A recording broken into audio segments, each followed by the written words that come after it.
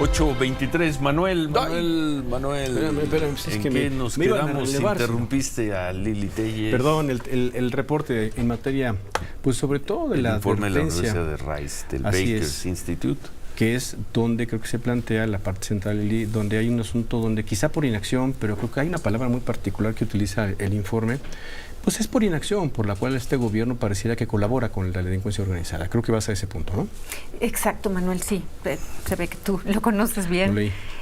Me llama mucho la atención la palabra que utilizan en este informe, que no hay en el gobierno mexicano una estrategia coherente para reducir los niveles de corrupción. Lo hemos palpado. Punto número 3 que me llamó la atención de este informe es que la estrategia de seguridad del gobierno es esencialmente... Déjame nada más, antes de que pase al punto número 3, regreso al de la corrupción, porque Sofía, el presidente le acaban de preguntar sobre corrupción en la mañanera. Buen día, ¿qué dijo el presidente? Buen día, Ciro, buen día, senadora. Justamente le preguntan al presidente López Obrador sobre la corrupción, cómo se ha combatido esto en su gobierno, y el presidente habla de los 5 criterios de la fórmula de su gobierno: no permitir la corrupción, hacer un gobierno con lujos, con austeridad republicana, no permitir... No, sin lujos. Un gobierno sin lujos, con austeridad republicana, no permitir la impunidad en ningún terreno de la vida pública, entregar recursos de abajo hacia arriba y entregar los programas del bienestar de manera directa. Dice el presidente López Obrador que antes había un gobierno mantenido y bueno para nada. A ver, repítelos rápido los 5 puntos. No permitir la corrupción, un gobierno sin lujos, con austeridad republicana, no permitir la impunidad en ninguno de los terrenos de la vida pública, entregar los recursos de abajo hacia arriba y entregar los programas del bienestar de manera directa. Lili. Qué interesante. Esto que dice de la austeridad, acabo de acordarme que de las imágenes del presidente de Argentina, Javier Milei, viajando en un vuelo comercial a Davos. Y vemos que el presidente de México pues hace mucho que dejó los aviones comerciales, los vuelos comerciales, y solo utiliza aviones VIP del ejército mexicano. Eso no es austeridad. Es un jefe de Estado. Sí, pero, como hacen todos los jefes de Estado, sí, todo el mundo, él, ahora menos Milei, que ya empezará a usar pronto, me imagino, los aviones de Estado. Pero el punto es que López Obrador había jurado y perjurado que no iba a tener el privilegio de aviones privados. Y como todo llegó, lo que ha hecho, llegó al poder, y en la forma más descarada, pues ya no lo vemos en aviones comerciales, puro privilegio en avión del ejército para sus traslados. Y luego dice el presidente: impunidad, por favor, todos sabemos, hasta Emilio Lozoya ha gozado de impunidad. Y cuando habla... Emilio Lozoya está en la cárcel. Sí, pero no ha pagado realmente. Pero está en la cárcel, lleva más de 2 años. Está en la cárcel porque salió a comer, porque se le antojó un pato Pekín. Por eso está en la cárcel. Si no estaría fuera. Y de corrupción al presidente, o sea, hay tanta corrupción que de hecho va a presentar unas iniciativas para acabar con todos los órganos autónomos que precisamente se dedican a vigilar que no exista corrupción. Unas iniciativas que no tienen probabilidad de éxito, a menos de que el PAN vote a favor, el PRI vote a favor, Movimiento Ciudadano vote a favor, el PRD vote a favor. Si no, pues no pasarán de ser unas iniciativas que, tú lo sabes, legisladora, senadora, no van a pasar. Son una plataforma de campaña. Creo, no sé si puedo decir esto, la ley, no me quiero meter porque están buscando cualquier equivocación para bajarme de la candidatura, pero me gustaría comentar el punto 3 del informe, si me permites, punto 3 del informe Perspectiva de México 2024 de la Universidad Rice, del The Baker Institute. Dice que la estrategia de seguridad del gobierno es esencialmente un acuerdo para no interferir en actividades de los grupos criminales. Esto es bien interesante, Ciro, porque me acuerdo que el ex embajador Christopher Landau, a principios del sexenio de López Obrador, señaló que un gran porcentaje del país, del territorio mexicano, está en manos del crimen organizado. Fue el Comando Norte, ¿no?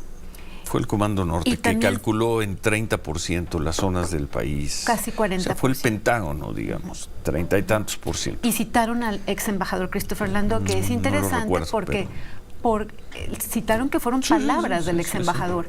Y es importante decirlo porque el ex embajador Christopher Landau pues es el que estaba en México, era embajador en nuestro país, en México. Él tenía acceso como parte del país, del equipo del país más poderoso del mundo, tenía acceso a los informes más privilegiados de seguridad. Otro punto de este informe es que dice que es probable que el crimen organizado interfiera en las próximas elecciones, cosa que el lunes pasado tú me acercaste también el Reforma, que sí había... El mapa de riesgos. El mapa de riesgos, exactamente. Y también señalan que López Obrador no enfrenta al crimen organizado, y lo divide en dos, y es muy interesante. Al crimen organizado que trafica con migrantes y al crimen organizado que trafica con droga, que no se está enfrentando eso, está a la vista de todos. Y me llama particularmente la atención que acabamos de ver que el secretario de Seguridad Pública de Tamaulipas, las mujeres de Jalisco, de esta comunidad indígena, de los Huirráricas en el norte. Y las madres buscadoras. En esos tres rangos, los tres han pedido públicamente a las cabezas, a los líderes del crimen organizado, que les den tregua, que den una tregua. Eso me parece a mí que es escandaloso y que no debemos acostumbrarnos a vivir. Tenemos que comentarlo, decirlo, hacer énfasis en que así no se puede vivir. Y digo, perdón que diga otra vez, como decía mi abuelo, así no se puede vivir. Creo que es lo mínimo que debe el Estado atender para que los ciudadanos tengamos algo de paz. Bueno, pero pues por el lado del gobierno, lo que hemos escuchado es que está bajando la incidencia delictiva, que están haciendo bien las cosas, que no se va a regresar a la época de los enfrentamientos violentos contra nadie. Yo no he escuchado, no sé, Manuel, públicamente a Claudia Sheinbaum manejar una frase, una idea distinta, pese a que tiene a su lado a Omar García Harfuch, que sí aplicó un modelo policíaco fuerte, cuidadoso, pero fuerte en la Ciudad de México. Pero básicamente ellos siguen diciendo que lo están haciendo bien, que es lo que se tiene que hacer, que están atacando las causas. Nosotros decimos, oye, atacar a las causas va a resolver el problema de la inseguridad en 100 años. Es el tiempo que necesitan. Se enojan mucho, nos dicen que no seamos infantiles hablando de 100 años. Pero ellos están, al menos en el discurso, Claudia Sheinbaum, diciendo que las cosas se están haciendo razonablemente bien en términos de seguridad. Sí, solamente apuntar, sino no ella, yo no la recuerdo ella en ningún momento, pero sí Omar García Harfuch, que además nos dio una entrevista a este programa, pues quizá el último día hábil del año, donde la única vez que dijo, el modelo tiene que ser revisado, porque tiene que fortalecerse, otra vez vamos al mismo, policías estatales, policías municipales, y vamos a otro trabajo. Lo que pasa es que de quién sabe cuántos la expresión años, el modelo tiene que ser revisado. Así. Puede decir todo o puede decir nada. Lili. A ver, este gobierno le quitó a las policías municipales, le quitó casi todos los recursos. Entonces, el Fortaseg y no sé cuántas cosas. Entonces tenemos en Sonora, entiendo, porque cuando me refiero a Sonora, luego me brincan, y con razón, personas de Jalisco, de Tamaulipas, de Veracruz, de Chiapas, de Oaxaca, diciéndome, senadora, aquí también lo entiendo, pero Sonora es un ejemplo muy claro de la descomposición y de la aceleración de la violencia. Por ejemplo, hace poco el presidente municipal de Ciudad Obregón, que yo lo he mencionado varias veces, estaba presumiendo que bajó la percepción de la inseguridad. ¿Y bajó? La percepción. Sí. Y le está dando prioridad a la percepción en contra de la realidad. La realidad es que hay más muertos. La realidad es que en Sonora la violencia se ha ido a un nivel exponencial. Y todos lo sabemos. Pero el INEGI midió que la gente se siente menos insegura.